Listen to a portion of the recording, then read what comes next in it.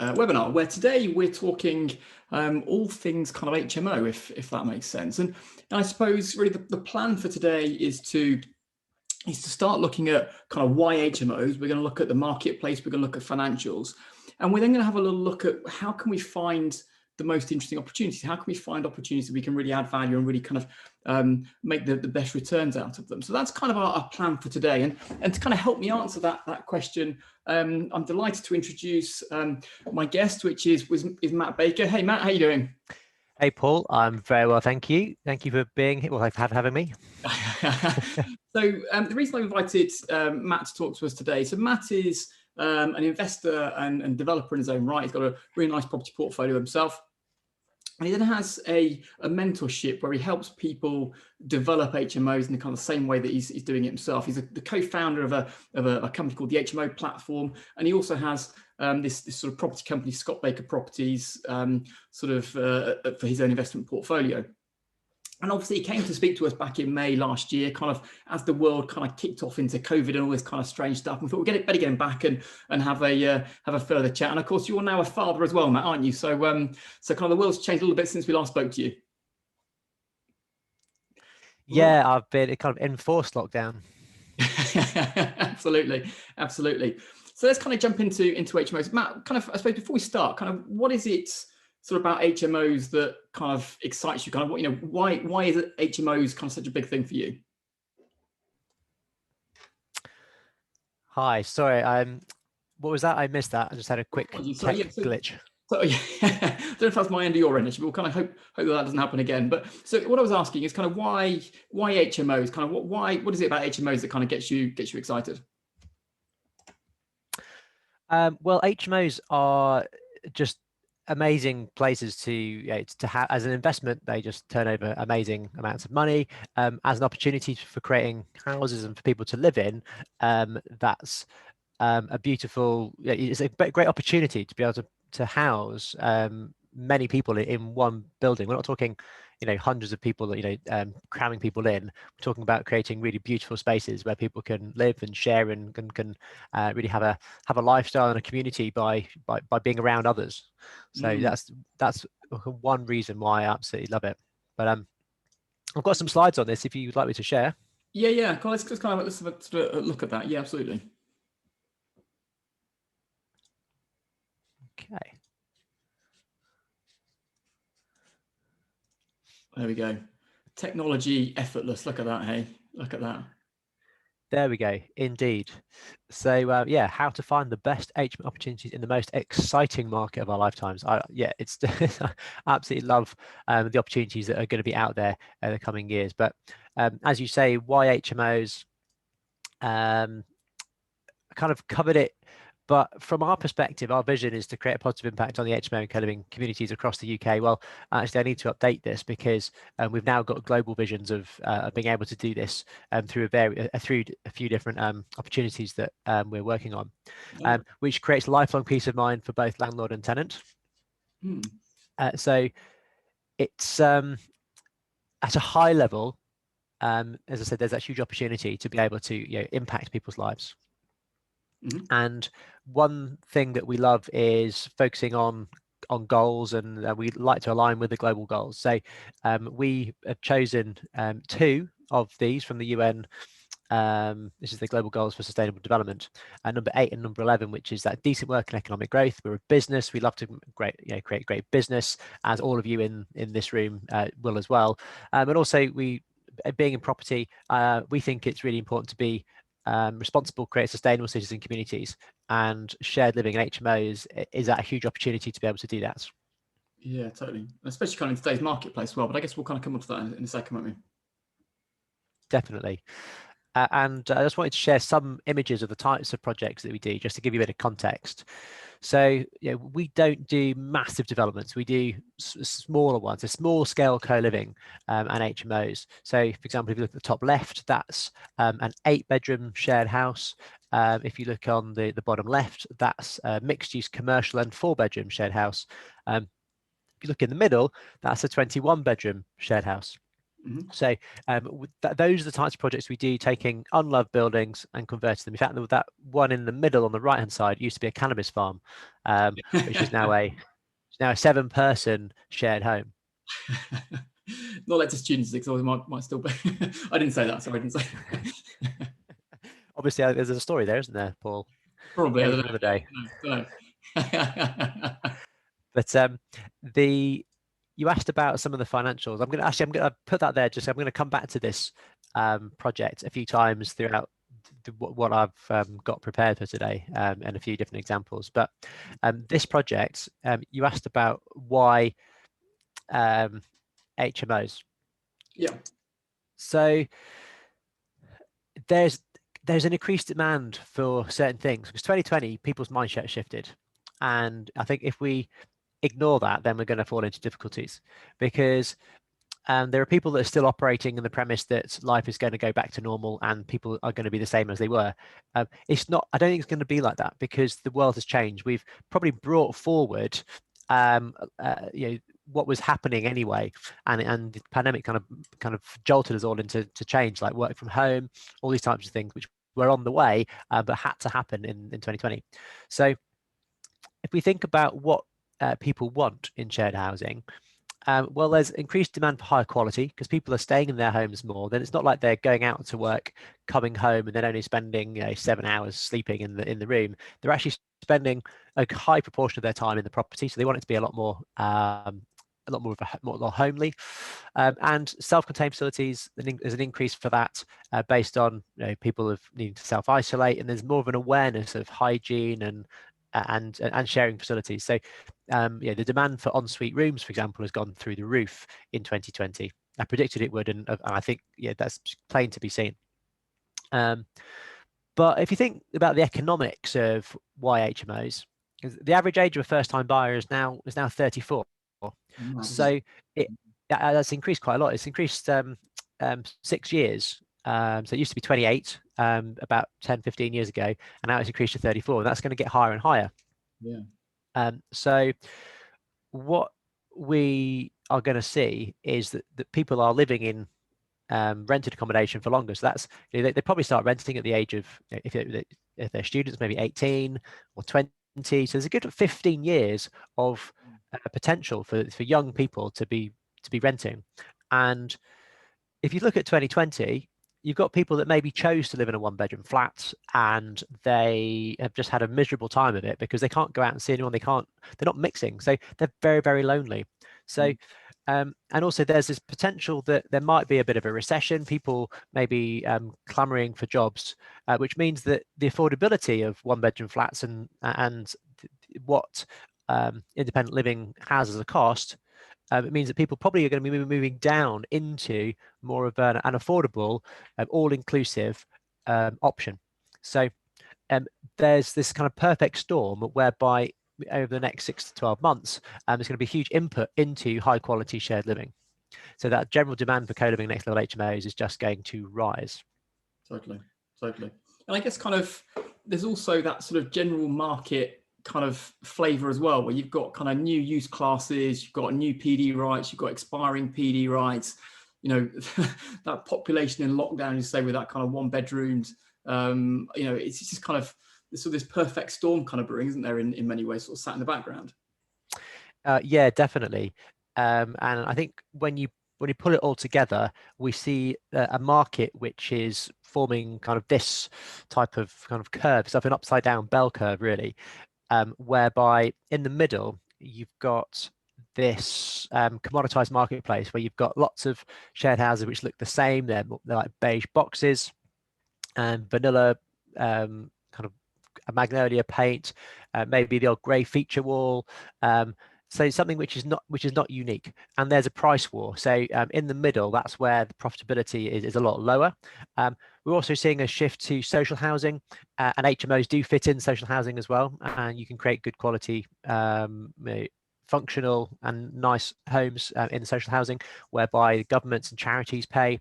But at the other end, we've got these people that are still working, that want to have a really nice place to live, that we call next level HMOs, where you get quality design, quality space, quality service, so housing as a service almost, within that, and that happens at the top of the market, which is the top 5%. So as an investor, landlord and developer ourselves, this is where we operate and where we encourage others to be. And what we're going to see is, because of the demand that you talked about, that 5% growing. So our aim is not to be the only people in there and to say it's all ours, because we can't do it all. It's actually to grow. And that's why we help others and showing them where to be. So actually that 5% can grow as a proportion of the marketplace. Yeah. And it's about making it a place you want to live yourself, isn't it? It's kind of that kind of honesty test. That if I wouldn't want to live in it myself, then should I be trying to rent it to somebody else? It's that same honesty test, isn't it? Yeah, but it's funny because when I first started investing about 5.5 years ago, one of the things I was told is, well, you're not living in it, so you don't need to put the nice things in. You just need to do the bare minimum. Whereas actually, I think that mindset has shifted. It's totally flipped, so that now, we do need to create somewhere which is homely, which is somewhere that people are going that I'd be proud to show off. Even some of our buy-to-lets, which we've done in that Magnolia way like years ago, even those are getting a bit of a facelift, a bit of love, because it just helps with things like tenant retention, reduced maintenance issues, and as a landlord, last thing we want, we hate unexpected bills, and we hate tenants not paying. When tenants move out, you get that email saying they're moving, you get that feeling of dread. It would be great to have that feeling of, well, I know I've got an amazing property that's going to fill straight away. So actually, I don't mind that they're moving. You might get more rent out of it as well, because it's so good and so in demand. Well, exactly. It's those it compounds up. So quality design, quality space, and quality service.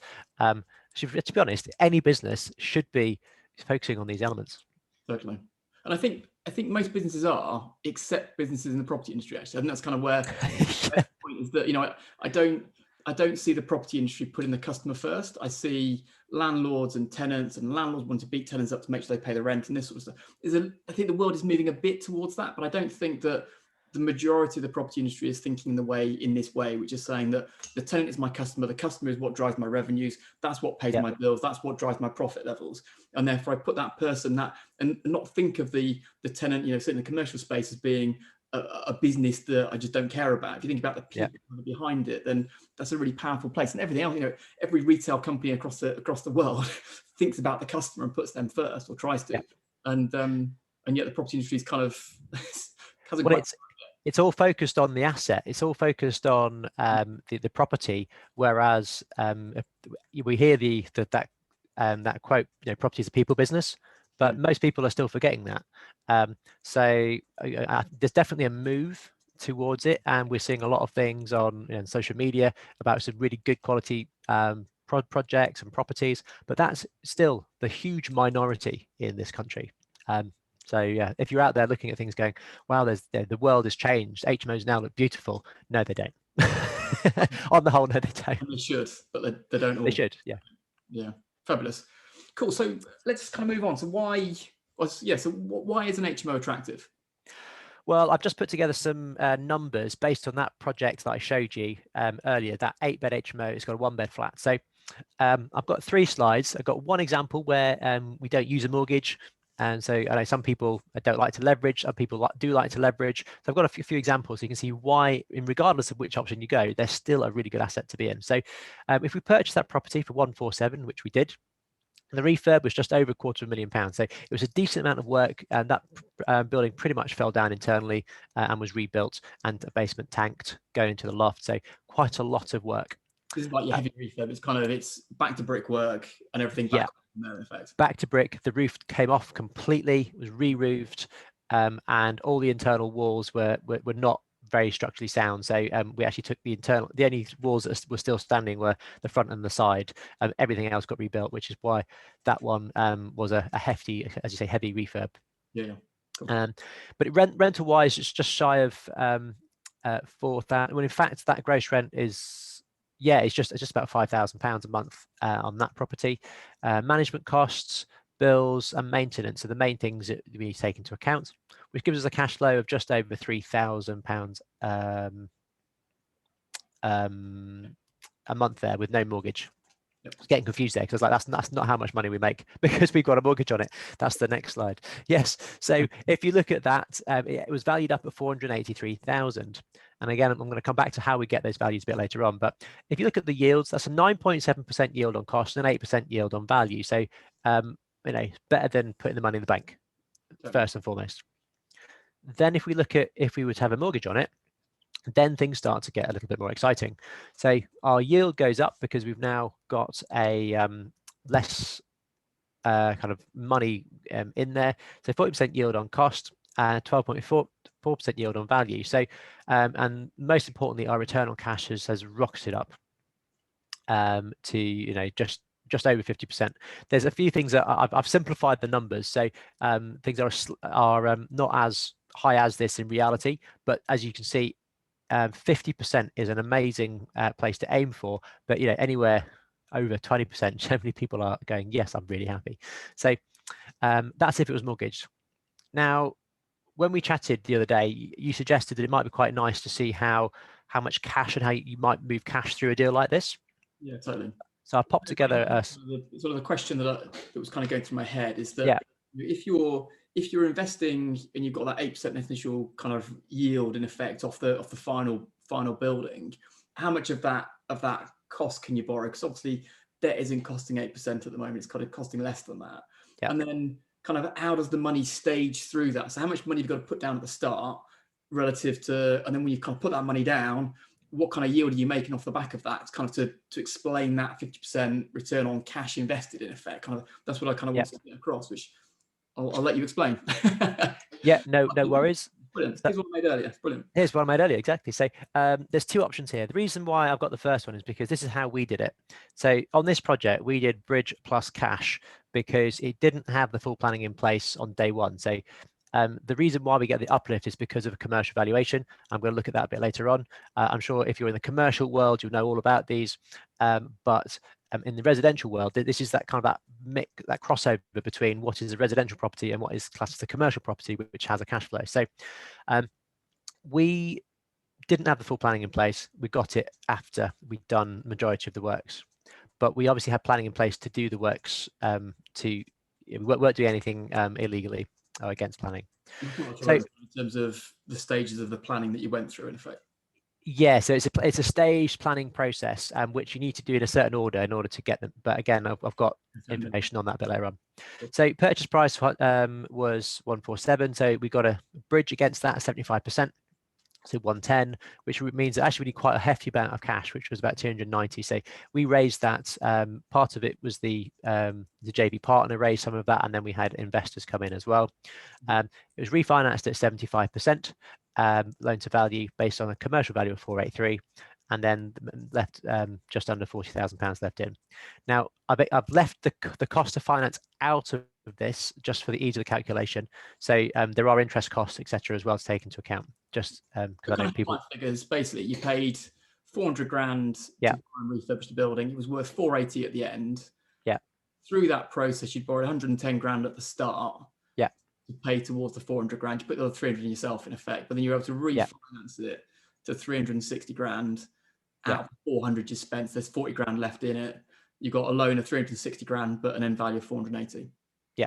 You put 40 grand in. Now, if you have planning in place on day one, then what you can do is use development finance. So development finance can go 85%, 90% of cost. I've used 85% of total costs as an example here. So you can actually leverage a lot more money. So in this example, you only need 60 grand to put in, and we're leaving in 40 grand. So development finance, I absolutely love because it just means you can massively reduce the cash input. But again, I've not included the cost of finance in this just for the ease of the calculation. Yeah, but as you can see, there are two strategies. If you need to do a hybrid planning strategy and do it in a certain order, then essentially you're going to need to put more cash in. But for example, you might be able to do it in an order where you put in cash to a certain point, and then you can get your planning because you've done maybe the the extension, which was permitted development, and then you can put in the planning because you've now got the amount of space that you need to create the HMO. So that means you don't have to put all the cash in, and you can use bridging or development finance at that point. So you could maybe do work with a crowdfunder. So I know some crowdfunders that will do that. They'll give you a bridge on purchase, and then when you get the planning, they'll give you another tranche, and they'll go raise that. So that over the course of the project, you know that you're going to have your touch points as long as you get that planning in place. Yeah, cool. And then just to kind of explain that return on capital invested, which is that kind of 54% at the bottom there. So what that's saying is that when you showed us the model, which said this is how much cash we're making each month, which was about £5,000, wasn't it? And we take off all those costs down there, we've got 700 quid a month coming in, which is about 20 grand a year, and we've got 40 grand in the deal. Correct. 20 grand divided by 40, I'm making 50% each year. Yes, exactly. So that is, again, a really great deal, and I think everyone, in fact, at home, if you want one of those, put your hands up. So yeah, we love doing deals like this, but again, we wouldn't always be saying we must get a 50% return, because if you do that, you're going to be looking for deals for a long time. So it depends on what your criteria are, what your target return on cash is, and how many deals you want to be doing, and access to capital as well. And an easy way of finding them. And an easy way of finding them. Very good. Wait till the end, and it wait till the end. Like wave my magic wand. It's quite cool. Yeah. Right. Onwards and upwards. Onwards and upwards. So at this point, just because I'm not entirely sure who's on the call, it might be great just to go through a few technical things about HMOs and housing multiple occupation. Let's just do that. So what I would like to do is, can I just ask the audience kind of what they're up to in terms of HMOs? So I'm going to watch a little poll here. So it'll just pop up in the middle of the screen saying, are you actively investing in HMOs? Are you actively developing HMOs? Are you exploring HMOs as an opportunity from investment or from development point of view? If I can just give you sort of a moment, just have a quick fill out of those. We've got a sort of the poll just running at the moment. We'll just give that a moment. We've got about 40% of people have filled that out at the moment, pushing 50% now. So a lot of people investing, fewer are sort of actually developing so much, and sort of a good chunk of people looking at sort of HMOs as an opportunity. So so really interesting. Let's that's great. That's given us a really great insight. So thank you very much, everybody, for doing that. Great. So let's just run into kind of what is an HMO then, Matt, if we could. Yeah. So an HMO, again, just to level the playing field for those that maybe have come onto this thing from a different perspective. There's a few technical definitions. I'm just going to zoom through these and just show you where there can be masses of confusion. So someone said to me that doing HMOs properly is like trying to shoot an arrow to hit the target at the end, but where you've got multiple moving hoops in between. So what you've got to try and do is get the arrow through all of these hoops and then hit the target at the end, because there's so many different legislations, different rules and regulations that you've got to comply with, and they don't all agree with each other. So you've got to, navigate.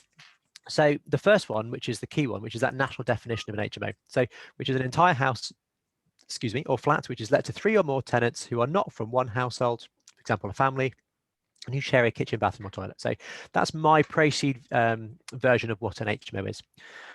Now, if you go and then speak to the licensing department in your local council, they will tell you, well, we don't really care about it as an HMO until it's about 5 or more tenants who are not from one household, because mandatory licensing starts at when you get to 5 tenants sharing. So lots of people out there will say it's not an HMO if it's below 5, but it's not true. It is an HMO. As soon as you have 3 unconnected people living together, then it becomes an HMO. Now, the licensing department will care about amenity space standards, and just be aware there are national standards and then there are local standards to follow. So always check with your local council to see whether their national room sizes are higher than their room sizes are higher than the national. And Matt, just on that, so that national definition of Yep. 3 or more, that's a national planning thing, is it? Or is that a national, kind of, where's that national definition? It comes from the Housing Act. So so the planning, what do you call it, that legislation refers to the Housing Act. So the Housing Act defines what an HMO is. So that's where it comes from. Fabulous. Got it. Cool. So, Housing Act, 3 people, so 1 or 2 people is still just a house. 3 unconnected people, that then becomes an HMO. If it goes 5 or more, you need a license. Correct. And then we talk about planning, which so that number 5 disappears completely. Now we get interested in 6. So again, another number to think about. So just as a kind of overview, all houses, dwelling houses in the UK are planning class C3. So that's when you have a family home. Now, when you create a small HMO, that's use class C4, which is when you have 3 to 6 unconnected people sharing, or households sharing a property. A large HMO then is when you have 7 or more people sharing. So there is no planning class for that. It falls under what the government calls sui generis, which is Latin for in a class of its own. And sui generis is things like casinos, laundrettes, all sorts of stuff within that, and large HMOs. Now, the planning department care about the cycle storage, parking, bin storage. They also care about things like how many other HMOs there are in that vicinity, so that you can, so they will say, is that community mixed and balanced? And we'll come back to that a little bit later. Cool. And the final thing is building regulations. I'm definitely not going to go into today. It is quite open to interpretation because HMOs are not mentioned in every single part of the Building Regs Act. So it's a bit of a minefield. So you definitely get professional help at that point when you're dealing with building regulations. But they care about fire, sound insulation, and new drainage, that type of stuff. So that's a bit of a potted history of HMO technicals, but I just want to put this question out there, and those that have seen me speak before will know that I always ask this question to the floor. What do you think an HMO is? It'd be great to get some answers to that in the questions. Let's get that into the chat. Pop up the chat and let us know what they think an HMO is. So that question, Matt, is what do they think in terms of planning, or in terms of how do they define it, or just what does an HMO mean to them? So what we say, some people say, oh, it's a house multiple occupation where 3 people share. Other people might say something else. So, and I know there are some people on this call that do know the answer to this question. Simi. And others. Okay, so Rajiv, good to see you, Rajiv. Yeah, shared accommodation it is. Pepe, yeah, Pepe. 3 separate people. Ian. Yeah. Okay. Community living. Yep. Hey, yeah, good. So Alan's saying. Okay. Lots of people that have been listening very attentively, which is good. Yeah, absolutely. Robert Hutches. There you Robert. Go. Come on, Robert. Robert Hutches. He used to be Robert. Love it. Not anymore. Not anymore. Amazing. Okay, Thomas. Okay, so a lot of people that are kind of reciting the national definition. So yes. I would hazard a guess that you would all hopefully agree with me that HMO technically it's a home. It's somewhere where people are going to live, somewhere safe and secure, where they can lay their head. They can, now they're working from home, they're living there. They can have a meaningful connections with other people in that house. So an HMO, you just add the letter E, and it very quickly becomes a home. Because HMOs have definitely evolved, and I'm just going to go through a short evolution of what they were and where they are going. This is a couple of photos that I just took off the front page of Spare Room from a town in the Midlands.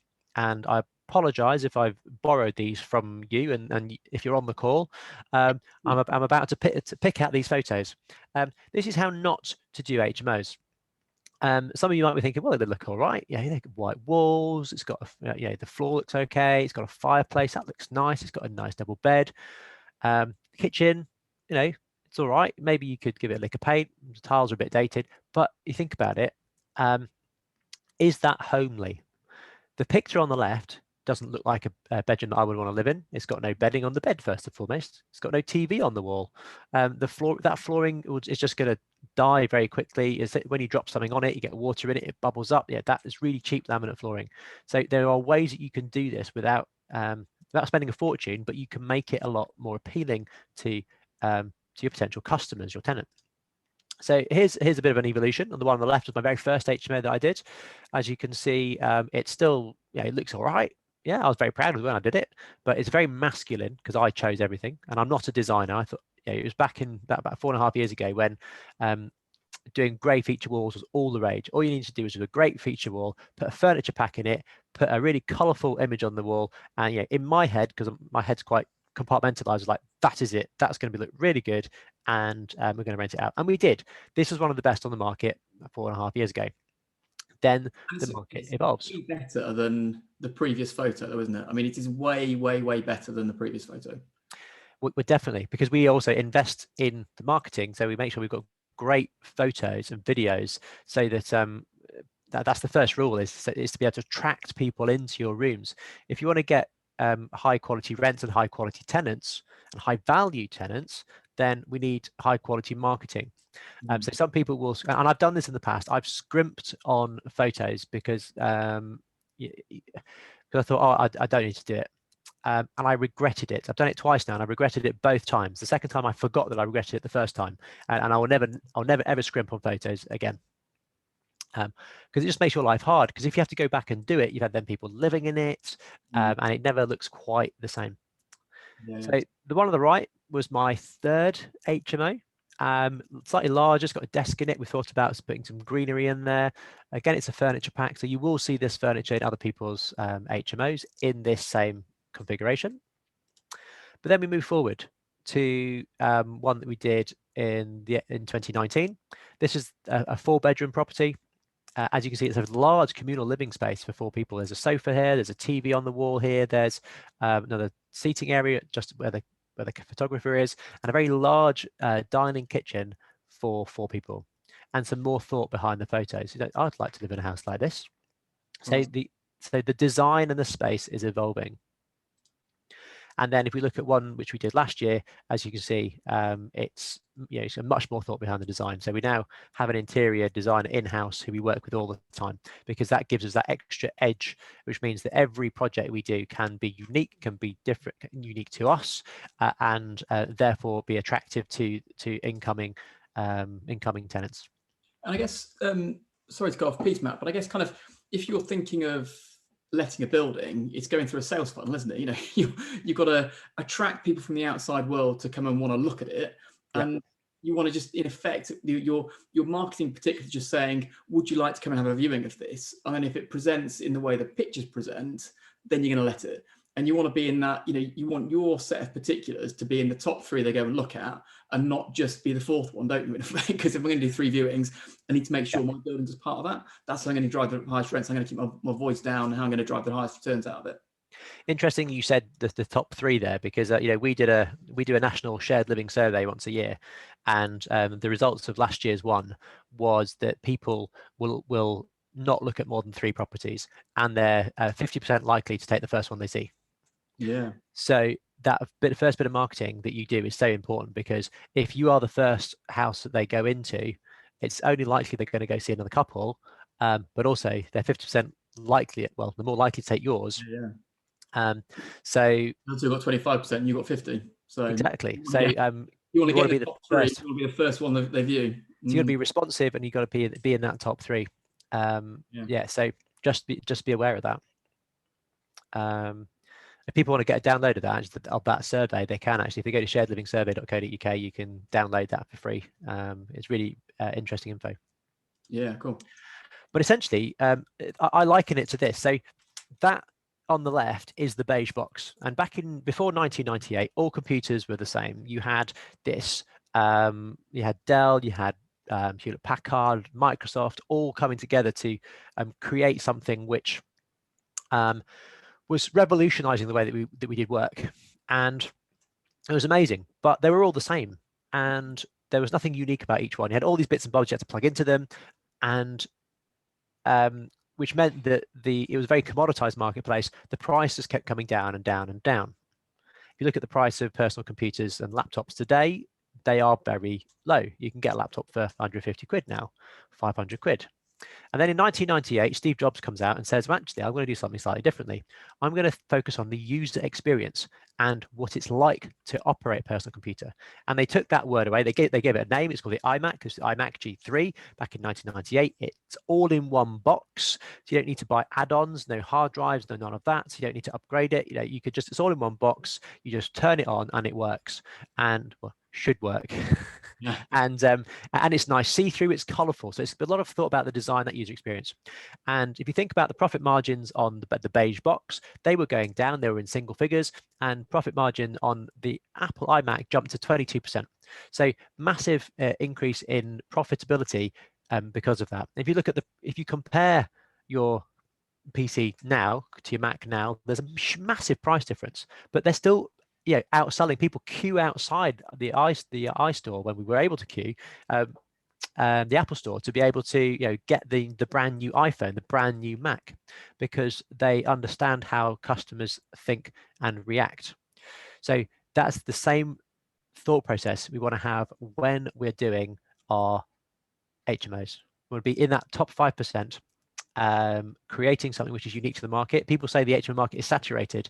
It is in the middle. In that commoditized marketplace, it is saturated. But there's always demand, and there's always demand at the top of the marketplace, in that top 5%. So that's where we need to move you as an investor, developer, and landlord in order to be able to rent. So realistically, I can go and invest in any town in the UK, and I know I'll be able to fill my properties. Because we will obviously do market research, and then I know it's a bold statement, but we know that if we apply the principles that we do, then we will be able to rent it. Because we develop these things called next level HMOs. I'll just rattle through this. But the HMO itself is a technical definition. I don't like it. I much prefer talking about things like co-living and the community and the experience that the customers have, because the HMO is a technical definition. We've already covered that. And next level HMO is what we coined as a term for taking that up a notch, where it's a design-led property where tenants love to live, a deal for an investor that provides high return, high cash flow. We've seen that already. It's a property that benefits from economies of scale. We like to have a planning gain, so it's got 7 or more bedrooms. We'll cover that again. And it's also a commercial. It could be a commercial conversion to create cluster flats using permitted development rights that we have currently existing, soon to be amended, but we'll see how they go. And then it's a community-focused, service-led property. That's what we would factor in as being a next level HMO. Cool. So, and just actually to wrap up what I was saying there, and we focus on 5 principles when we're doing deals, and these are the ones that Paul mentioned. We coach people. These are the 5 that we focus on: focus, insight, R&D, service, and thrive.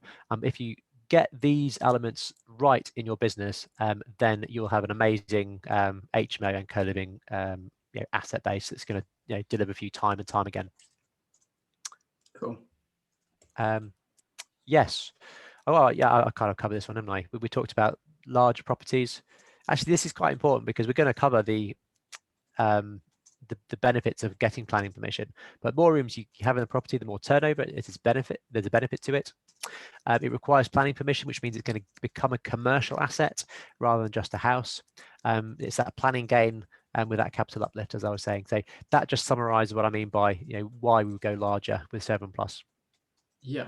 So that's moving into the sui generis use rather than the C3 or C4 use, obviously. Yes. There's a question here I just noticed in the chat from Kevin. He says, what about buying in high value areas? Well, at the moment, I'm talking about the demand for the product. So there's a huge demand in high value areas because it's quite difficult to get the things to stack financially. As a general rule to that, we do larger properties because we can have more of an uplift. So for example, in places like London, London is a very strange market at the moment. But if you take the outskirts of London, you might say, well, it only really works when I'm doing 8, 9, or 10 bedrooms in a property to get that uplift. In places like Brighton or centre of Manchester now, again, you've got high values. So again, it might be that it doesn't work for you, but it might be it works for someone else. So someone else might be happy with those lower yields. But we'll come on to valuations and how those figures play out in collaboration with each other. Cool. Okay. So actually, there's another question to clarify. It's classed by planners as sui generis, but the licensing team still class it as an HMO. They are still HMOs, Imad. They're all HMOs, but just the way they use it, it's a lot. We call it a large HMO. So if you think about large HMOs within that sui generis kind of class, it's not a class, but then that sui generis dustbin of planning classes. But everything still requires a license of 5 people and above. Yeah. So it's all the same. It's a different planning use class, but it's still the same asset class in effect. So it's 1 and 2 is C3, 3, 4, 5, 6 is C4, and then 7+ is sui generis. But everything over 3 is an HMO, and when you hit 5, you need a license. Well done. I've been listening, Matt. You've been listening, yeah, haven't you? Amazing. Others. Should we go into some numbers? Yeah, please. So appraising HMO deals. This is important to know because we're going to be looking at this towards the end, and when we explore Nimbus and how Nimbus works. Because if you know how to appraise an HMO deal, then we can effectively use the tool to get we can assess the output. Okay, so there are 3 ways to value an HMO, and we call it either the end valuation, the done-up valuation, or the GDV. I like to use GDV. We're in a room full of people that are developers or aspiring developers, so we generally use that word GDV. And so there are 3 ways of valuing it. One, which is as a family home. So if that project is more likely to be sold as a family home rather than as a cash flowing asset, it's going to be sold as an HMO, at that bricks and mortar value. But if you've made substantial changes to the property, then for example, you've taken a 3-bed semi and you've made it a 6-bed all-en-suite HMO. It's highly costly to put it back to being a family home. So you've made significant alteration, and because of that, you've now got an increased uplift in the rent. So you've got a much better cash flowing asset than it was before, but you probably spent quite a lot on it and potentially spent more than the bricks and mortar value is worth. So there are specialist lenders that will allow you to have what they call a premium on the value, so to allow for that extra income. So generally that hybrid valuation is actually, I will go into it now. The hybrid valuation is often the purchase price of the property plus the amount of money that you spent on it, if the valuer agrees that what you spent on it is reasonable. So for example, in Warrington, this is a project we did where we purchased it for 105, spent 65 on it, and it was revalued at 170. So it was very clearly just done this way by the valuer to say that if I can buy a rundown house on that street for 105 and I spend £65,000 on it, I can cash flow about £900 a month. And that's appealing, so other people will do that. And in fact, if I was going to sell it, because it's 5 beds all en suite, I'm probably not going to convert it back to a house. I'm probably going to sell it onto an investor who'd probably be happy with that amount of return for £170,000 because they then don't have to do the work. So they had that hassle-free investment property. And property prices on that street are still £140,000. So it is a premium value of price on that street. Yep. Okay. And that would be a C4 planning use, obviously. It would. And this is in a non-Article 4 area, so that change of use is permitted development from C3 to C4. Yep. And we'll cover those PD in a minute. Cool. And then we have the this golden the golden egg, the kind of that holy grail of valuation, which is the commercial HMO yield-based valuation, which causes so much confusion out there with investors. When people get into property, they think, I want to do buy-to-lets, and then they want to do HMOs, and they say, well, actually, I can do an HMO and get commercial value on it. And there's a mistaken belief that you can get a commercial valuation on any HMO. You can't. Generally, to secure a commercial valuation, you must have breached a planning barrier. So you must have done something hard, which means that it's more likely to stay as that rather than go back to a family home. So it must have planning permission in place. There are some exceptions to this, but as a general rule, if you take this as your kind of guiding post, your guidance, then you'll be a lot happier with your deals. So commercial valuation is worked out like this. We take your net annual adjusted rent and we divide it by our local yield. So what a value will do is we'll take the total amount of rent that you're getting for that property. So if it's 6 beds, all renting at £500 a month, you get £3,000 gross rent in. But like any business, you've got the operating costs. So the electric, the gas, the water bill, the council tax, the internet, all of the cleaning, all of that stuff will come off in order for you to be able to have people living in that property. So in ordinary business terms, that would be called cost of sale. For us, that's those operating costs. So we take off those costs and then we're left with a figure which is called the net annual adjusted rent. And we divide it by the local yield. Now, this is the yield that HMOs sell for in that local vicinity. Ideally, you'd have 3 selling within half a mile. It's kind of unusual that you'd have 3 HMOs selling within half a mile of each other within a 6-month period. So valuers do look a bit further afield. So in Warrington, for example, that's in between Manchester and Liverpool. Our first commercial valuation, the guy used a block of flats in Warrington and an HMO in Manchester and an HMO in Liverpool to say, well, actually, this gives you a good valuation. So they can look further afield if they're confident that someone would buy this property based on a yield in those areas. So, but you can also see it where yields vary quite a bit within a town as well. So you do need to be aware of your local area. So I've got some examples because something weird happens. If you're good at maths, then this will make complete sense to you. If maths is something which is a bit out there for you, then you might get a bit confused by this. So let's take an example. Let's say that our gross rent is 30,000, and I'm going to take off a round number of say 20% for running costs.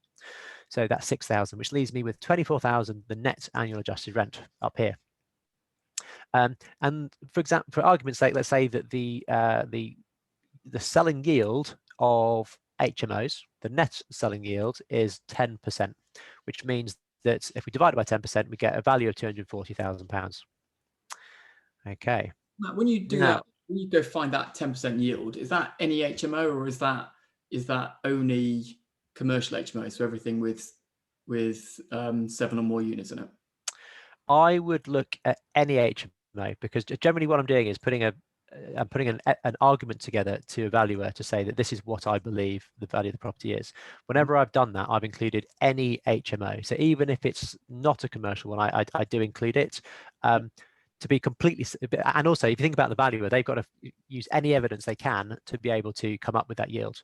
So if there's a 5-bed HMO which is sold at a 10% yield, then I would include it. But if you think about if that's an Article 4 area, definitely. If it's a non-Article 4 area, it might not help your case. So you might not include it. So the yield might be higher in that example. Yeah. Okay. And in fact, that leads me on to example number 2, which is where the yield is higher. And if, say, the yield in your area is 12%, so this would be places maybe in the more in the northeast, northwest, some towns where it's not as less populous, less transactions, or fewer transactions, that leaves us with a value of 200,000. So the value's actually gone down by having a higher yield. So your cash flow might be quite good, but your value is quite low. And then if we pick an area where there's a lower yield, 8%, let's look at somewhere like the outskirts of London, Portsmouth, Birmingham, where we've got 8%, between 8 and 10% yields. You might get an 8% yield, which means that value of the property is now 300,000. So the value's actually gone up. So this is the counterintuitive thing. We actually like operating in areas where the yield is low, which comes back to that question that we had about the question we had about the whether a high value area is going to work. Well, they can do if the yield is low, which it probably will be if it's a high value area. So we need to look at the variables. And the two variables we have are the rent and the yield. So ideally what we want is a really high rent and a really low yield. That's going to give us the best valuation possible. If we go back to that there. So we want the high rent, low yield gives us the best valuation possible. So you might be in an area where you've got a low yield, but the rents aren't that high. So for example, I rent rooms in Warrington for maybe, our highest one rents for about £600. And in Maidstone, I know people that are renting rooms for £600. But the yield in Warrington is 10.5%. Yield in Maidstone is probably about 8.5, 9. So we haven't. The reason being is because property values and property rents are not directly linked, and they vary massively around the country. So just to be aware of, it can work. You just need to look at the types of properties you're looking at, the number of rooms that you're putting in there. So we are operating on the south coast. We've got a plan to create another 750 units in 6 areas around the southeast, and we are looking at units maybe of 22, 17, anything 7 and above really, but we're looking to average between 10 and 20 units per project, and really make a beautiful looking co-living space. Cool. But just that final top tip, yields are always from comparable sold prices. So the more you can find, the more evidence you can find, the better. If there are no sold prices, you are digging into the dark. So at that point, if you've got a potential project that you think looks really good, I'd be paying a commercial valuer to go out and to give you that information, because they will go away and do the research for you, and they've got access to more bits of information, so you can be sure of what it is that you're doing. I suppose kind of as a sort of fag packet, in my head, so kind of I've got a lot of experience of yields and valuation and commercial assets and things, and actually kind of typically the yield gets lower in better areas. So we're based in the Midlands, we're based in Warwick and Leamington, so I would expect a reasonably low yield in Warwick and Leamington. If I move to Stratford upon Avon, which is sort of 10 miles south of us, I'd expect that yield to be lower. Stratford upon Avon has kind of a market appeal, it's an attractive place and this sort of stuff. If I go 10 miles north into Coventry, Coventry isn't the same as Stratford, and I'd expect that yield then to drop. And so 10 miles north of where I am, I would expect that yield to be much higher. 10 miles south in Stratford, I'd expect much, much lower. And what I would see on that is I would see the average price of housing in Coventry being a fraction of the price of that in Stratford. And so looking at the average prices will give you kind of a rough feel for, is this a good area or a bad area? And if it's a weak area, I'd expect that yield to go up. And if it was a good area, I'd expect that yield to come down. And typically, Matt, I guess kind of somewhere between 8 and 12% is going to be where you're going to be, roughly. Well, I would say, I'd broaden that. I'd say between 6 and 14%. Okay. Yeah. I think so. You can see that has a massive impact on the values.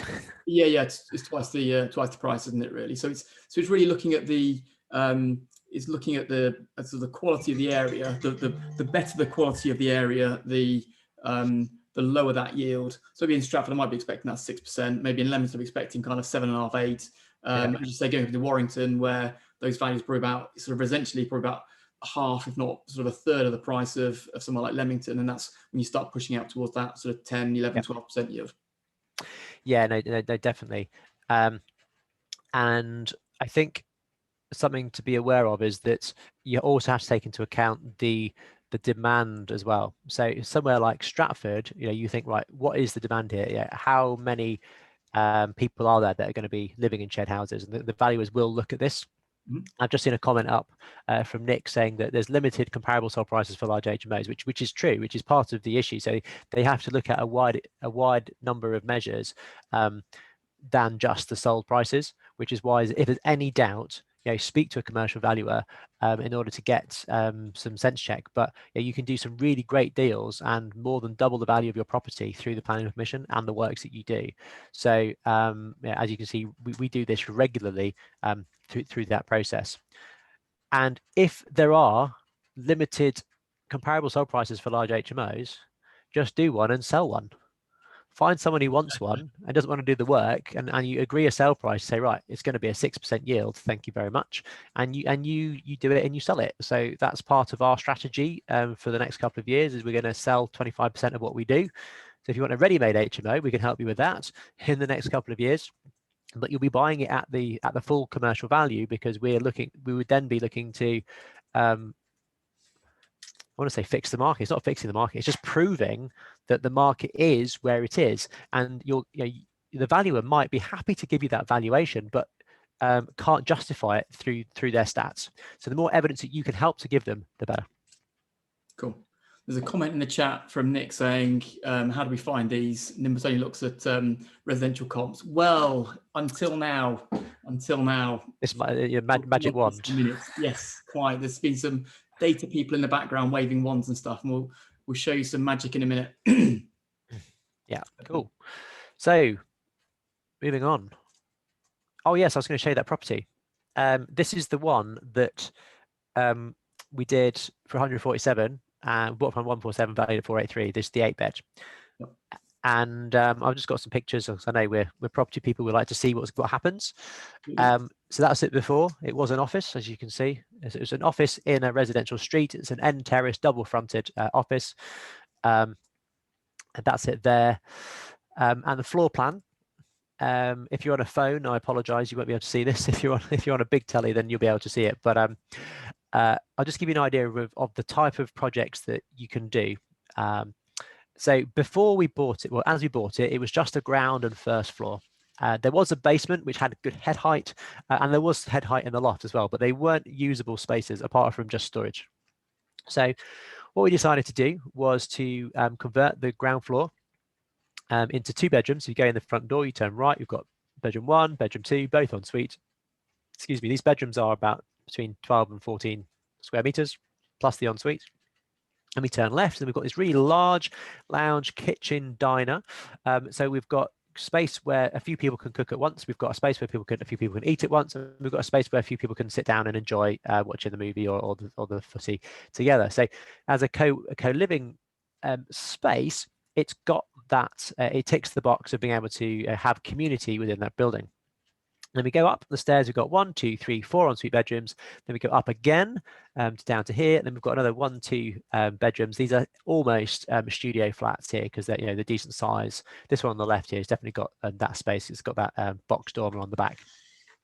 But we also went down and used the basement. So the first, second, and third, ground, first, and second floors were the 8-bed HMO. In the basement, we decided to do a 1-bedroom flat instead, which meant that we've got a bedroom with ensuite, lounge and kitchen, and we've got planning permission to reinstate these light wells. So one there that's the same size as it used to be. This one we got planning to enlarge it, makes a bit of an outside space. And the council were all for it, because if you go back to that image, it's brought the street up, and this end of the street now is actually quite nice. We own one over the road from this, and there's actually another couple of developer friends that we know that own stuff on the other end of the street, which is more the rundown area, which is gradually coming up as well. So I told you we ripped it apart. We took the roof off and the back of the property up. So yes, we did a lot of works to this and rebuilt it internally. We also went down to the basement. As you can see, we've got pictures of when we did that. Yeah, some after photos. This, again, I would say is probably a little bit dated in its decor already after about 3.5 years. But at the time, it's got the space. This rents really easily, actually, just because of the amount of space in the rooms, in the communal spaces. We didn't try and cram rooms in. This will have a bit of a design refresh for that communal space as well shortly, just to make sure that we're standing out and we're still unique. Because our letting agent at the time loved this orange. That orange is all gone now. It has. It's now we now have a different vibe in there. But as you can see, looks quite nice and lots of space. So, Paul, you need to ask me that question. How do I do that?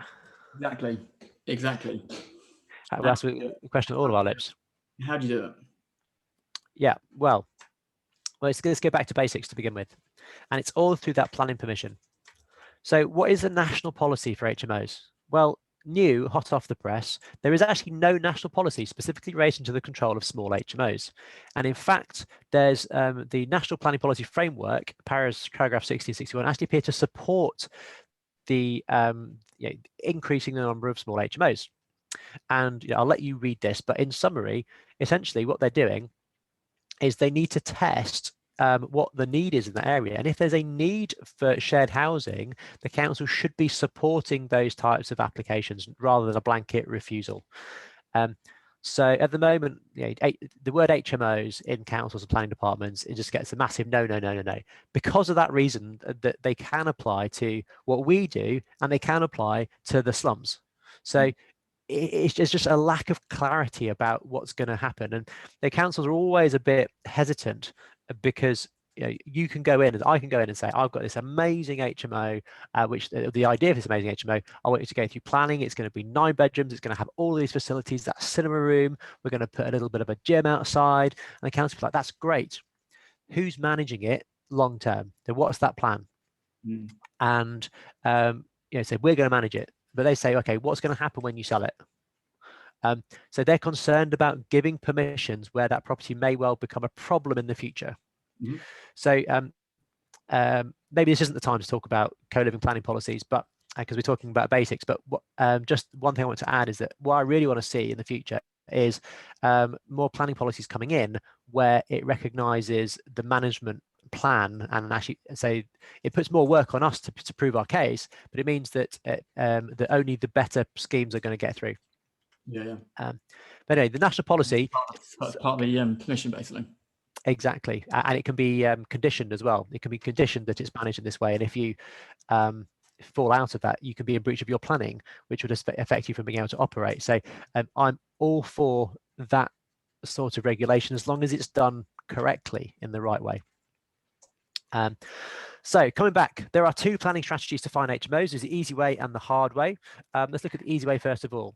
So if you want to take easy street, you're just going to do probably the small HMOs up to 6 people. You're probably going to do it in an area where there's no Article 4 directive, which is restricting that change of use from C3 to C4, which would normally be permitted development. So anything you need to worry about is getting your license. A downside to this is that you're not going to get the high valuations.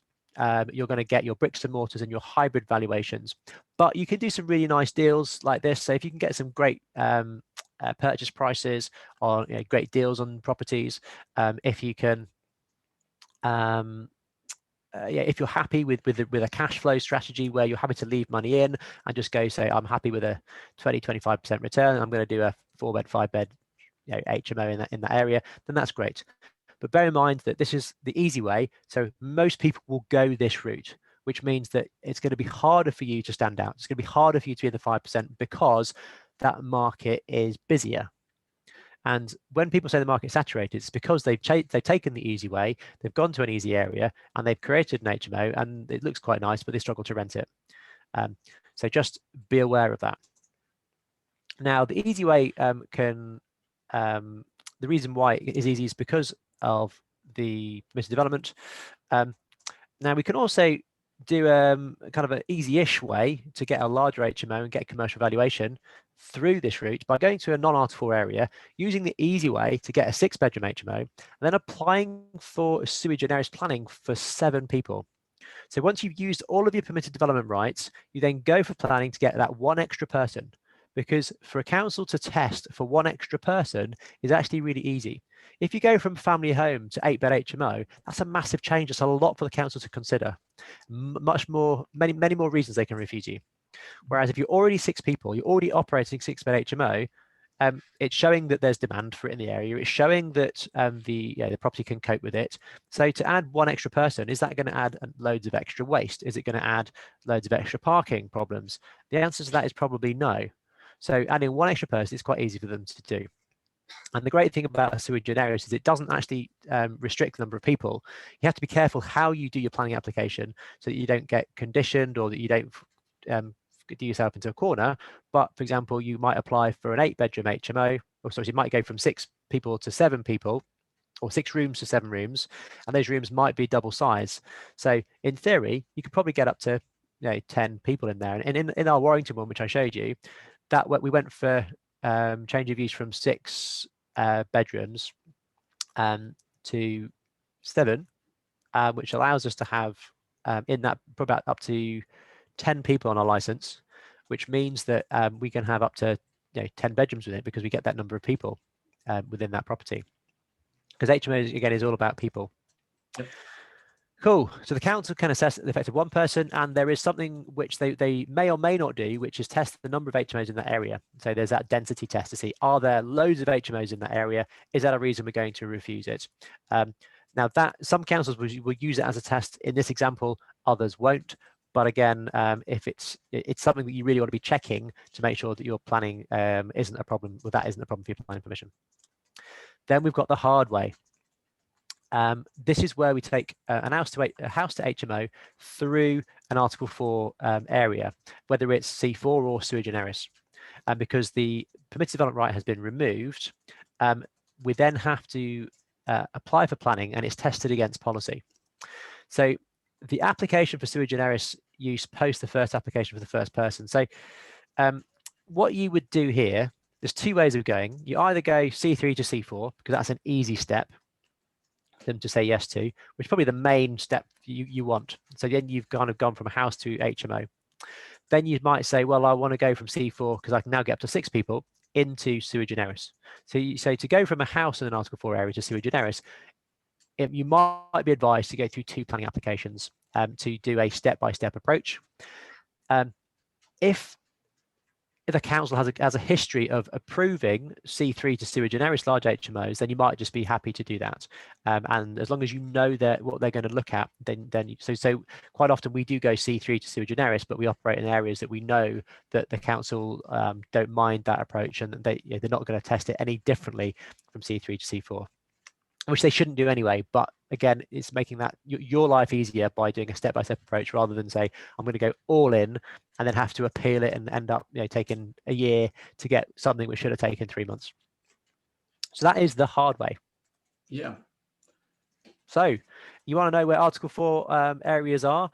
At the HMO platform, we've done a bit of research, and we've partnered with Nimbus to share this with you.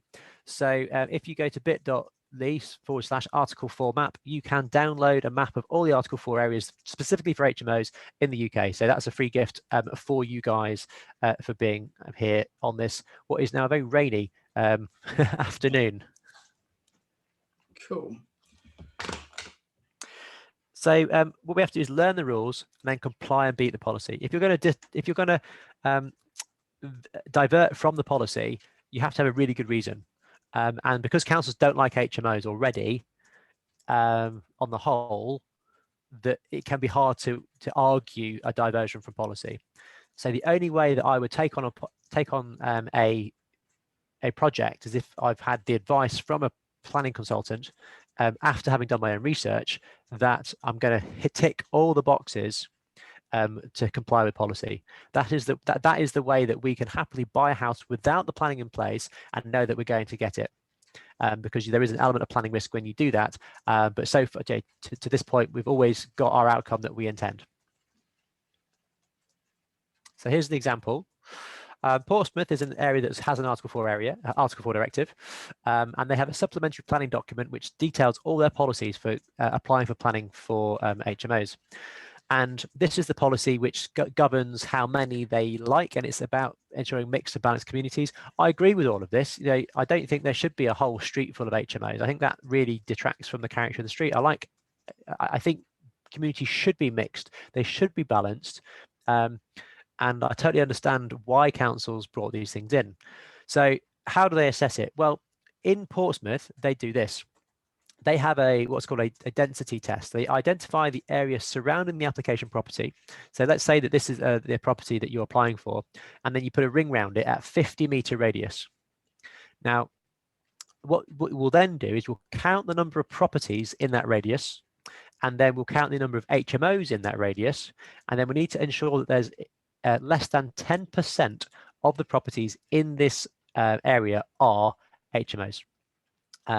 So what I mean by that is if you add this property to the number of HMOs, would that take you over the 10%? Now, other councils have different, just slightly differing rules. So there are some that say it's a 100-meter radius. Some say it's a 20% kind of density. So you kind of need to double check with the council what their policy is. And some councils don't have policies and will default to this, which seems to be the default policy that councils refer to, which is that 50 meters within, or 10% within 50 meters, which used to be really difficult to find out. And then Paul's going to wave his magic wand later and going to solve that problem for us. Right. So how do we turn 147 into 483? That question that you very kindly asked me earlier, Paul. we use and effortlessly glided through the agenda. Indeed. Planning strategy. How do we do it? Well, there's also permissive development rights that you can use for offices. It's not about that today, but what we do is we took an office which had a permissive development right, turning office into residential. So we applied for prior notification to convert that into 2 dwellings, a house and a flat. Then we used our permissive development right to turn the house from a C3 to a C4 HMO just by occupying it. And then we went for planning permission for sewage and air use for 7 occupants. Then we put 8 people, or 7 bedrooms. We put 8 people in the HMO and 1 in the basement flat, with that commercial valuation at a 10.5% yield. So that's how we went through a step-by-step approach to get something which we bought for 147 to be revalued up at 483. And this can be repeated in different areas around the country, using those different rights. The reason why this works quite well is because it's a non-Article 4 area, but we also love working in Article 4 areas. It just means that you don't have that initial free step to get you to your HMO. So you have to know your planning strategy, and know your policies. Yeah. And there's a difference in valuation in Article 4. If you're in Article 4 and you've got an HMO, then actually they're fewer and further between, and therefore the value's to be a little bit higher. All right. So what you're saying is that in an Article 4 area, because it's harder to create HMOs, because it's been controlled, then the values can be higher, because it's difficult to create new ones. That is true, and that'll be reflected in the yield of the sale prices. So in an Article 4 area, generally we see lower yields, which reflects the fact that they're more sought after, as long as they're good. So what I'm actually seeing at the moment are quite a few student HMOs coming to the market, which were small. They are unloved. They are better suited as a family home. And this is kind of what the council is intending. The council would much prefer me to create a 12-bedroom singing or dancing co-living space than take up 3 family homes as 4 HMOs, because what I've done is I've kept a certain demographic together in one place. You liken it to the student market, and the council are massively for big student blocks because it puts all the students in one place and frees up all their student housing. What's actually going to happen is that you're going to have a bunch of people in student blocks, but you've got houses. You still got students who want to live in houses. So the best quality, that top 5% of student housing, is going to be fine, and you're going to find that there's going to be a big sell-off of really poor student housing. It's already happening in places we operate, like Brighton, like Portsmouth. We're already seeing it happening. So, and just converting them to young professionals is not always the right thing to do, because if you've got a student HMO, it might not be the right location for a young professional HMO. So just being aware of that. Yeah, cool. Well, shall we have a play with some technology? Yes. Let's finish off. Go on. Build. How does build change things? Yes. So people are asking how are HMOs affected by the new rules that the government are bringing in, and I'll keep reviewing. So this is an evolving thing. So what we're saying today might change in 2 months' time to either be better or to be more restrictive. We just don't know. But at the moment, what's happened? The new PD allowances don't allow for the onward change of use to HMOs. So we can't do what we used to do of going. So we still can do at the moment is office, and then that office can be changed to an HMO under PD. What they've done is say if you want to build 2 stories on an office block, then you can, or a block of flats, you can do that under PD, but you then cannot change them to HMOs afterwards. You'd have to go through the same planning process. We have to go through a planning process to get it, which is interesting because that's the same in anywhere in the UK, and a lot of councils don't have HMO policies. So And when they don't have a policy, it's hard for them to find reasons to say no. So actually on appeal, quite often you can get those types of projects through. So there is an element of risk with that, in the fact that you do the works and then you would apply afterwards. So I almost see as, if you want to use some of the new PD rights and create HMOs, the HMO is the icing on the cake if it actually makes it a better deal. So you do the worst case scenario and then get the HMO as the icing on the cake. But we're also seeing more Article 4s coming out. So Liverpool and Coventry are going for it again. Liverpool's had, I think, 2 or 3 goes already at trying to bring an Article 4 directive, been blocked by the Secretary of State. Secretary of State doesn't necessarily want Article 4s because they brought out a permitted development right for a reason. So that the council has to present a good argument as to why those PD rights are removed. So Liverpool and Coventry are at it again. To be honest, I'd be quite happy if they did have them. We've got properties in Coventry, so we'd quite like that to happen. Properties in Liverpool, there's loads of investors be going to Liverpool because it's an easy way. But then some of them are struggling because they don't understand their target demographic, or they put it in the wrong place. And this is the key thing. Modern HMO types are not yet to be properly understood by planning. And I'm part of an association called the Co-Living Association, which is aimed to combat and lobby councils and governments. So there's a group of co-living professionals and operators and landlords and developers that really are pushing this, and we're lobbying on things like council tax banding for HMOs. We're lobbying on planning, and basically the distinction between what could be classed as co-living and what is a bog standard HMO. So we think that needs to be recognised and formally recognised, and I believe that will happen over the coming years, and the coming 12 to 24 months ideally. And also there are some strategies that you can decide to circumvent Article 4 using C3 subclasses, but those are being targeted. So if you're trying to do that, just be careful. But again, the best course of action, make a planning application for a better form of HMO. Shall we use some tech now? Let's do some tech. Let's do some tech. Yeah, absolutely. Shall we jump straight over to you then? Yeah, let's do that, shall we? Let's do that. Let me grab the screen for a second. So the kind of question is, well, how do we find this stuff, and kind of what technology can help? And this was going to be Matt doing this demonstration rather than me, but I've seized control. And the reason I've seized control is because we've got some new stuff that we've just literally launching in about 10 days time, which I think kind of really changes the game for all of this. So the first thing to kind of talk about, these are the new things that we're literally launching in on the 25th of January. And in essence, what those are is that on the Elite platform, there's an HMO overlay. So where are the HMOs in a particular area? And what we're doing is we're moving across to a sort of an overlay on the platform that shows you where all the registered HMOs across the UK are. So we go off to all the council websites, we pull off all the registers, and we then load all those into Nimbus. And there's a live copy of that then shown on the platform where you can kind of click it and see the number of rooms and all that kind of good stuff. We've then taken that and we've linked that into our residential comparables function that many of you will be used to. So obviously the residential comparables function is often used for what's the GDV of a new house that I'm going to go and build in the side garden of a whatever. But actually what we've now done is we've linked those comparables back to the HMO register to say, well, actually, did that house sell? And if it did, was it on the HMO register? If it was on the HMO register, how many bedrooms did it have? So we can then build that picture of what are all the HMOs that have sold? How many bedrooms were they? What do they look like? Links to right, with all that kind of good stuff. So we can kind of use that usual functionality of Nimbus, but now with this added twist that we can now apply it very neatly for HMOs. On top of that, we've then got the Article 4 strategy. So the Article 4s themselves plotted and then used in the Elite Plus platform, that level above Elite.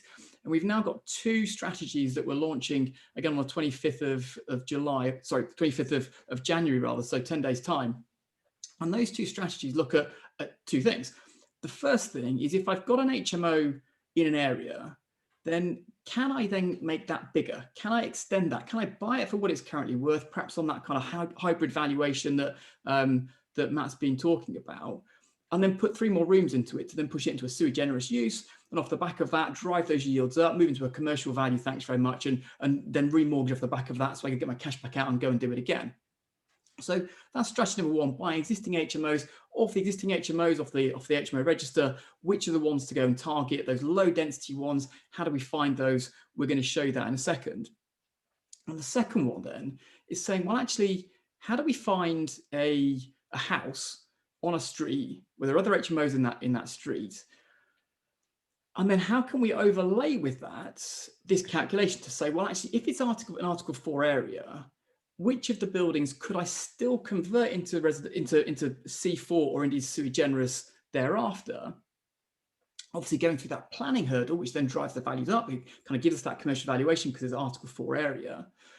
But having calculated to say, well, do the numbers stack up? So is there few enough HMOs in that particular area within 50 meters of that particular property, compared with the number of actual houses that are there, for us to be able to get that planning ticket through and be able to see that work? So in effect, we know we can go through the fact there's Article 4 in place, there's still pockets of buildings that we can go and target where we can still go and drive those values up in effect. We're going to show you that in a second. Sort of whilst we're on this bit, there's kind of a number of things that Nimbus will do for you sort of separately. And those things, so when we look at that example that Matt's taken us through, that kind of class O, where do I find an office that I can convert to residential, and from residential, that's under the old class O PD rights. They expire the 31st of July this year. But where do I find those? Well, there's a strategy for that as well on Nimbus. And there's also, within Nimbus, there are 8 ways to find land and opportunities. And one of those is that permitted development rights search. So we can go and find those buildings that are in the residential areas where the HMOs are, that are in office use. We can then go and convert those through to C3 and then onto C4, as Matt did in his example. We've also got things like where we can find stuff where there's a planning application submitted in on them. So we can sort of see all the HMO planning applications in a particular area. Those can also be helpful with those comps as well. So where are those houses? What are people buying for the houses, then submitting the planning application to change it from C3 to sui generis? Kind of where are those planning applications? Are they getting consent or not? And if they are getting consent, which of those then subsequently sold? What were the prices for that? So we can kind of understand all of that. So we've got the usual residential comparables now linking into HMOs, but we've also then got that kind of planning history looking across councils saying, well, are these getting planning consents or not? If they are, who's doing them? What are they paying? What's the value of it pre the planning application? What's the value at post planning application with the permission in place and the work being completed? And all of that can get done through those little component parts. And one of the things that we also use is this kind of visual search. So there's this sort of ordnance survey master map thing that people kind of usually familiar with, kind of with ProMap and that sort of stuff, where in essence it sort of plots the area with this very kind of detailed mapping in effect. And what that allows you to do is when we sort of switch across onto that, it gives you a very clear picture of the built space on a particular site. So where can I make that bigger? Where can I extend the footprint of this building? Which then gives us that kind of killer kitchen lounge diner that Matt's talking about. And then, of course, with that extra space, we can then maintain the number of rooms we need to kind of get that commercial valuation and make all this stuff unlock. Within the Elite Plus system, there are also these various different strategies, some of which are kind of really helpful, I guess, in today's discussion, which is that kind of shops with uppers. Often, a lot of this, so I've done about 7 HMOs in my time, and sort of a good number of those were in that kind of shops with uppers area. And the reason that kind of worked is because, so in Matt's example, we're buying an office building. It's kind of a low value office in effect. That's kind of why that conversion worked for him. Some of the other uses that are also at that kind of very low level are things like storage space, and you find those above shops. It just so happens at the moment you've got the Class G PD rights that convert the upper parts of shops into residential. And of course, those still then, under the old PD rights, those still then can go through into C4 and sui generis, into C4 under PD rights, obviously. And of course, then with the calculation of that, with the 50-meter radius, we can then go into sui generis too. We have a low value commercial use in residential areas. That's kind of where we can find those office buildings that Matt's talking about. That's how we can really find those really, really quickly. And it's these 2 new ones that I'm going to kind of demonstrate in a moment. So let's just jump into the platform and see if we can sort of bring some of this to life. So here's here it is just here. Let me just drop into the application. Give us a second while my computer catches up. It is really exciting. I saw this for the first time the other day, and yeah, it's going to be a bit of a game changer, I think. Cool. Well, let me try and do that comment justice. You better be good now, Paul. No guarantee. Yeah, there's no guarantees. I know it's hyped it up. Who knows? So this is, in fact, I'm going to jump into our test site. So this is breaking one of the golden rules of technology, which is which is showing people your test site when you're live in front of an audience, as we are right here. So this is me breaking the golden rule of technology. So what we've got here, so this is one of the areas that Matt invests in ports. I hope he doesn't mind me demonstrating it in his area, kind of giving away one of his golden rules here.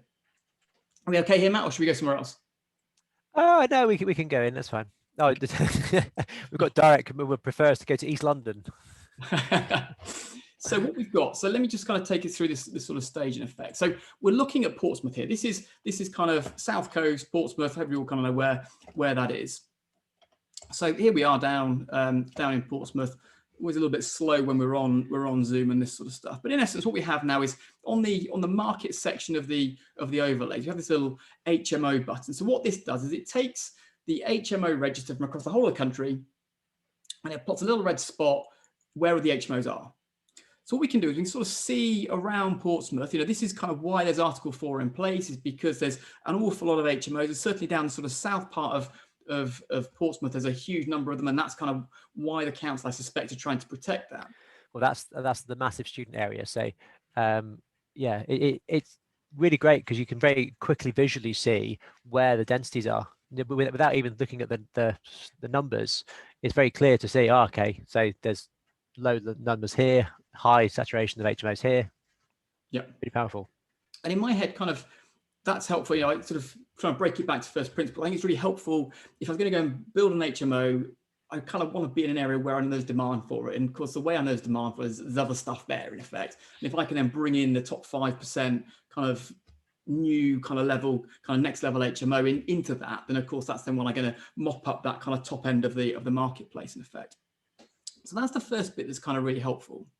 The second bit then is kind of really helpful is as we kind of zoom into those areas. My sort of computer's slightly slow here, so just apologies for that for the moment. In effect, what I can then do is I can kind of click on a property, in effect, and it will then give me the details around. So that particular property I've chosen there is 72 Balfour Road, Portsmouth. The license holder is Apex Property Lettings. They're based in wherever that in Portsmouth, and it's a 5-bed HMO. It's a mandatory license, and that license is issued and live in effect. I go off and search particulars for that. So if I want to go and see what was the rental yield, what kind of rents are they quoting in that area, I can click that button. It will do a little Google search for me for the address and the word to rent, and I can go and try and find the particulars for that particular property. So that's kind of helpful. That's how I can find the rental levels that are being quoted and that sort of thing. The next thing I can then do is I can then use the comparables, the residential comparables filters to go and say, well, show me all the properties in this area that have sold, and then show me which ones of those were HMO. So I'm going to do that in a second, because the first thing I want to do is I want to say, well, actually, let's go find some stuff. Let's go find some opportunities. So of all of these HMOs, the first strategy that we've got is, well, which of these are low density? So which of these are those smaller HMOs that I could perhaps try to squeeze some extra space out the back of them? And so the way we do that is we do this this strategy number 8. So if I click on that, what this does is it plots in the map the HMOs, and it says, well, for those HMOs, color code them based on whether they're sort of smaller as buildings relative to the size of the site they sit on than the average house in that area. So we talk a lot about development saying, well, if we build in line with the character of an area, then typically we'll get support from the council to go and get our planning consents for that. So what this is doing is it's saying, well, actually, for all these HMOs in the area, give it a little color code and say, well, actually, how do they sit relative to the density of residential properties in that area? So if I go and buy an HMO in this area, then those ones that are kind of in that sort of that warmer color is going to give me more opportunity to go and redevelop those HMOs in effect. So if I'm worried about sort of trying to get a change of use from C3, then I can do that as a simple strategy. Go and buy a 5-bed, put another room in it, thanks very much, make it a 6-bed, still within C4, no issue around any of the kind of planning constraints, but I can just drive the rents up slightly. So that's the first bit. I can kind of zoom in and I can sort of see up here, there's something a little bit kind of, a little bit. Let's find a red one. Yeah, let's find a red one. Let's try and find a red one. So, well, some of these are kind of sort of pinky. Let's have a look at some of those. So in effect, what this is going to show us, so this is the little OS master map, sort of base map that I was talking about. So what we can see with this particular property that I've just highlighted here is that the back of the building, in effect, is sat there, But of course, the neighbouring buildings have these much bigger extensions. In fact, kind of looking down to sort of 36 and what would that be, 38, they've extended right out to the back up here, whereas of course this building stops here. So of course my new killer kitchen could be an extension on there. The space that's kind of now there could then go up into the roof. I could take the front room, make that another room, another lettable room or something like that. And of course I could do all of that within the existing, presumably C4 use class in effect. That would be absolutely fine. Sorry? That will make sense. Yeah, I think that does make sense. I think the with that one, that's probably like a 4-bed or a 5-bed HMO, and has PD rights to be, well, you're already in the right class for up to 6. How does it say? 8 beds. 8 beds. Well, that's a highly maximized property.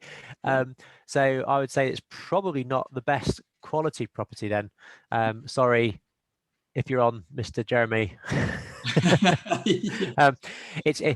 Well, obviously without knowing the property, but those properties on that street in particular, to get 8 bedrooms in that amount of footplate is pretty good going. I'd want to extend out the back, and I'd want to, but 8 bedrooms is possible if with an extension in that type of property. Absolutely. So, and there's sort of various kind of versions of that too. So again, we've got these sort of strange little kind of sort of wings here in effect that perhaps could be sort of extended back out. And in effect, that's what that's doing, is sort of saying, well, where do we see that sort of level of opportunity? This is perhaps some of these sort of further bit lower down, so perhaps less opportunity than some of the others in effect.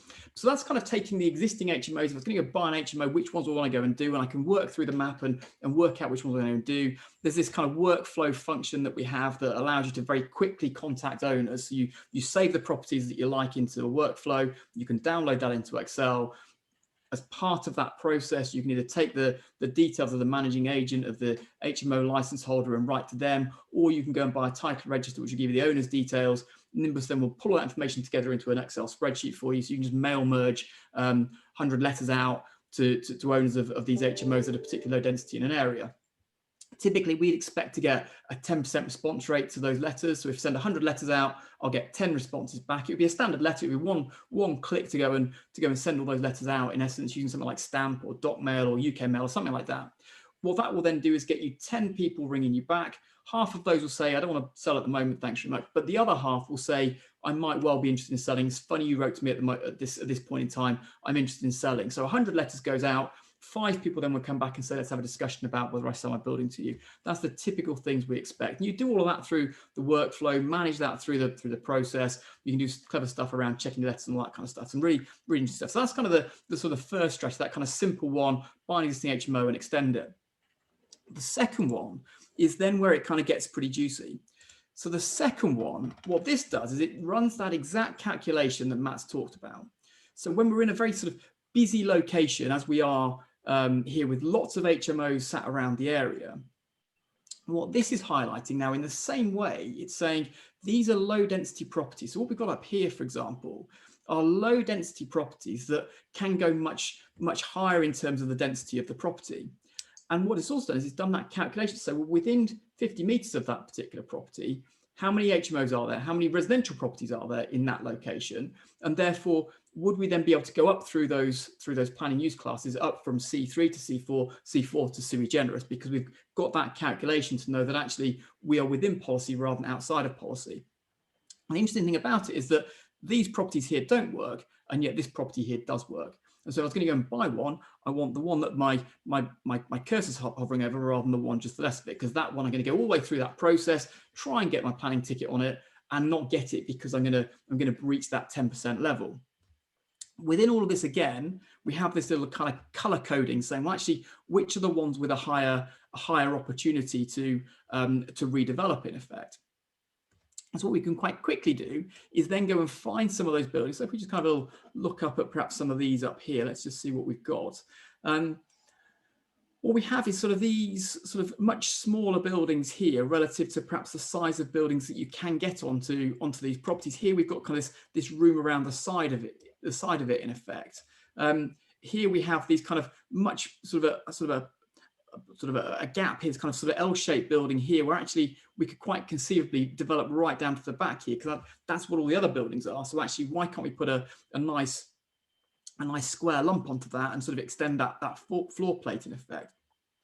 So in essence, and again, this sort of stuff where you've got this sort of short, stubby bit at the back, and actually all of this kind of can come out to the sort of back line up here. And again, so this HMO down here has got that sort of big extension on the back, and yet this building hasn't. And we still know then within that distance of the property that those buildings would then convert.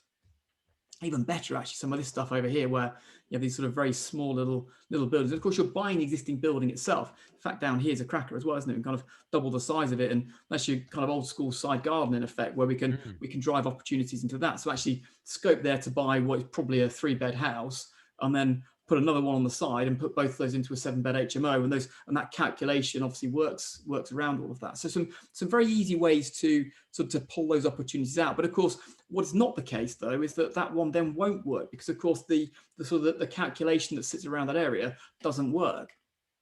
So that's how we can find them. And again, using that workflow to send letters out to contact owners, to get inbound inquiries, to buy this stuff off market.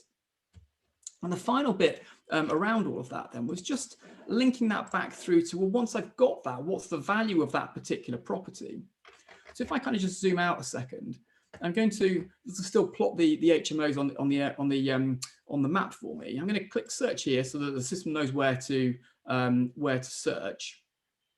And then what I'm going to do is I'm going to just put on the residential comparables. So I'm going to, in fact, it's got the comparables on actually. So I've already got my preset set. So I've got a 1,000-meter radius from this particular location. I've got my filters set. So down here I have a sort of a sales filter saying show me properties that have sold since 2018 in effect.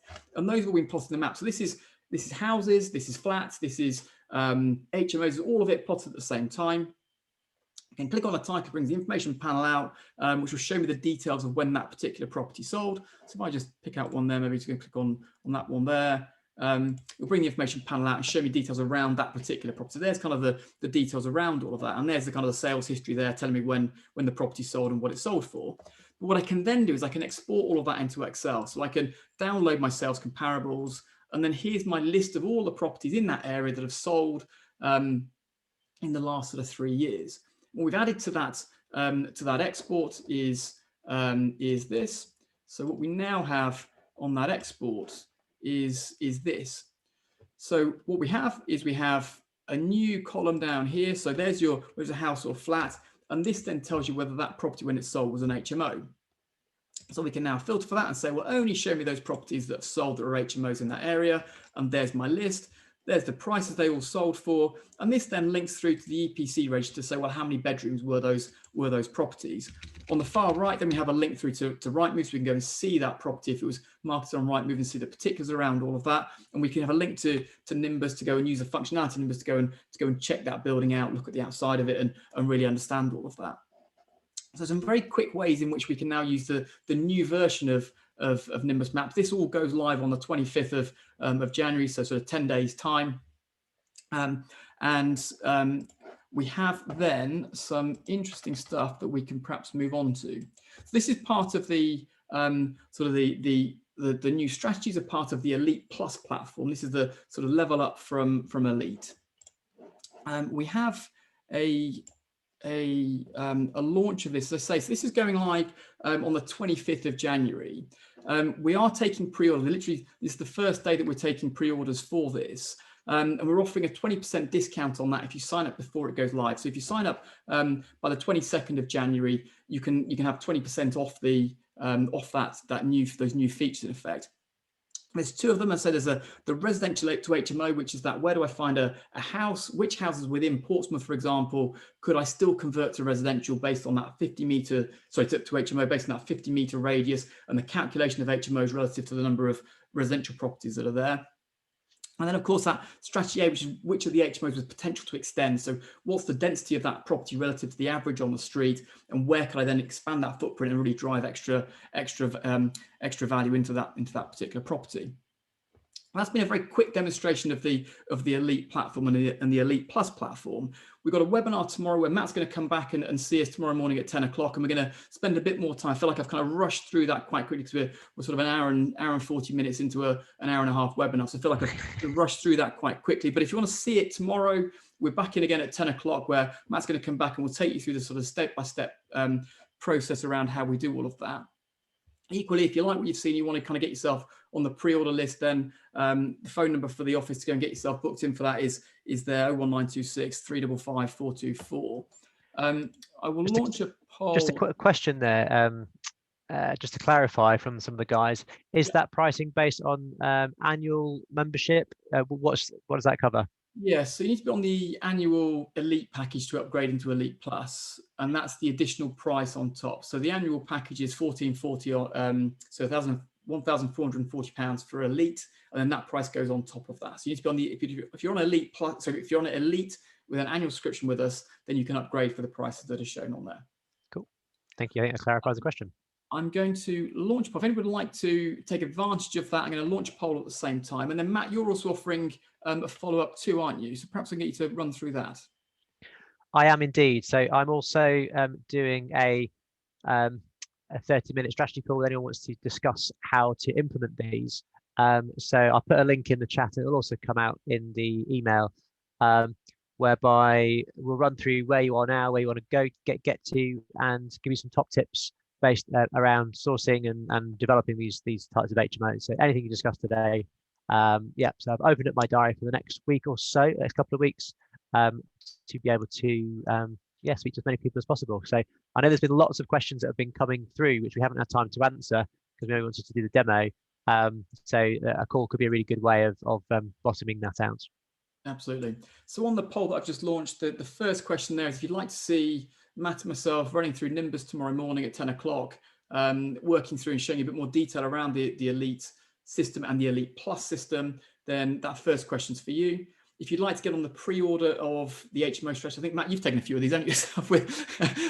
So there's about 100 that we're selling in total. I think Matt's got a fair chunk of those actually already for his masterminders. But yeah, we include the HMO strategies as part of our year-long program. So it's because it's such a great tool for sourcing. We see it as an essential part of our package. Yes. Yeah, cool. So we haven't got 100. We've got 100 minus the one that Matt's taken, actually. So we haven't got 100. There's rather a few less than that. If you'd like to be on the pre-order, then that second question is for you. If you'd like to arrange a call back with Matt, there's a link in the chat, or indeed there's the you can click the third question there, and then Matt will get that booked in for you. I believe I've got some other links that I can pop in the chat as well. If anyone's struggling with the polls, then I can pop some stuff into the chat as well. So give me less than 30 seconds. So in the chat, I've also popped the link for the webinar for tomorrow. If you want to kind of sign directly up from that, there's a link to the Zoom registration page to sign up there. I've put the phone number for the guys in the office if you want to pre-order your Elite Plus strategy. I've also put the link in for Matt's call there as well at the bottom there. So if anyone wants to kind of take advantage of that, I'll leave that just running just for a moment, and we will then just carry on. So we did have a sort of a time left over for questions. What I might suggest, perhaps, Matt, is if anybody's got some more questions, we'll have some more time tomorrow. If you want to come back to tomorrow's webinar at 10 o'clock, we can sort of pick those off at that point. And just contribute we've overrun running through with the details of the of kind of all the exciting stuff you can currently do. So I'm going to end that poll just there. With timings in mind, what I'd really love is a little bit of feedback actually in terms of how you felt today was. So what's the ideal length of a webinar from us here at Nimbus? Do you feel like today 90 minutes was ideal? Do you think we were too long? It should have been shorter, it should have been an hour? Or do you think we were better at 30 minutes and kind of a much shorter version of that? So if I can just leave that open, that'd be really, really helpful for us just to kind of get a feel for what your thoughts are around all of that. Fabulous. That's very interesting indeed. Thank you so much indeed for answering that. So say 30 minutes, 60 minutes, or 90 minutes. Obviously, the depth we can go into in a shorter webinar will be less, but it certainly looks like there's some interesting feedback on that. Fabulous. Thank you very much indeed. And I suppose just finally from me, I suppose all that really remains for me to say is, firstly, thank you, Matt, for your time today. Thank you for that great insight around HMOs and how we can kind of really use the planning system to maximize some returns and do some cool stuff with HMO. So thank you for that. And we'll look forward to obviously at 10 o'clock in the morning. Look forward to that. Yep. We'll sort of carry on the debate at that point. Great to see you. And then finally, sort of a thank you from me to the audience today for watching. It's been great fun today. Really enjoyed ourselves. HMOs, I think there's a really interesting marketplace that's coming. So thank you so much indeed for watching today. I've been Paul Davis. We've been Nimbus Maps. We'll see you again soon. All the best.